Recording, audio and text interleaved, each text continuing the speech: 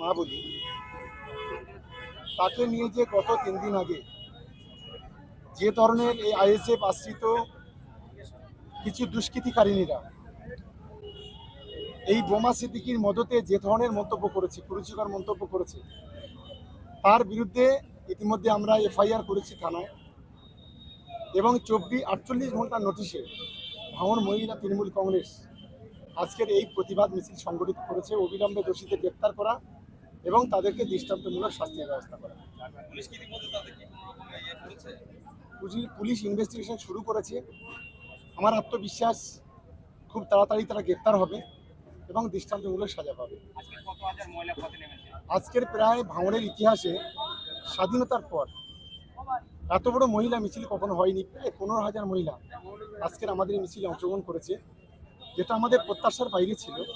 আমরা কখনো ভাবতে পারিনি ভাঙড়ের মায়েরা, বোনেরা, দিদিরা মমতা বন্দ্যোপাধ্যায়ের পাশে এইভাবে থাকবে বা এইভাবে তার বিরুদ্ধে যে কুরুচিকর মন্তব্য তাকে এইভাবে প্রতিবাদ করবে, এটা আমরা কখনো ভাবতে পারিনি। আমরা গর্ববোধ করছি এবং ভাঙড়ের মা বোনেদের আমরা ধন্যবাদ এবং কৃতজ্ঞতা জানাচ্ছি।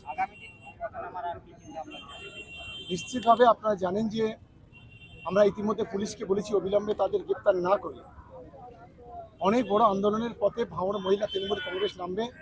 ভাঙড় তৃণমূল কংগ্রেস তার যোগ্য সহায়তা করবে। আমি আশা করি যে প্রশাসন তার কথা রাখবে এবং এই দুষ্কৃতিকারিণীদের গ্রেপ্তার করবে এবং ভাঙড়ের শান্তি ফেরানোর জন্য ভাঙড় তৃণমূল কংগ্রেস বদ্ধপরিকর, সব ধরনের সহযোগিতা করবে। আরেকটা ভিডিও সোশ্যাল মিডিয়ায় ভাইরাল হচ্ছে, যেখানে নওশাদ সিদ্দিকী একটা চ্যানেলে বলছেন যে মুসলিম সম্প্রদায়ের সিংহভাগ মুসলিম তারা শুনুন, এই মুহূর্তে বাংলার মুসলমানদের সবচাইতে বড় শত্রুর নাম এক যদি হয় শুভেন্দু অধিকারী, দুই হচ্ছে গিয়ে এই বোমা সিদ্দিকী।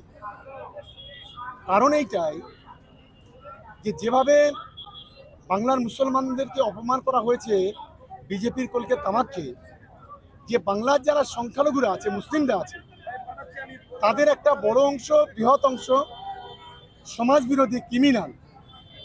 এর চাইতে বড় অসম্মানজনক কথা বাংলার মুসলমানদের আর কিছু হতে পারে না।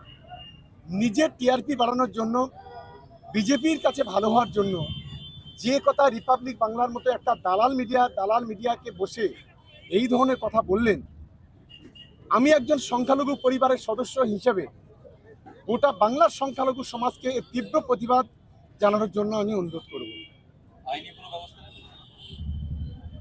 না, এর মতো একটা 4 পয়সার সুদের বিরুদ্ধে আইনি ব্যবস্থা নেওয়া নিজের সম্মান নষ্ট করার সমান।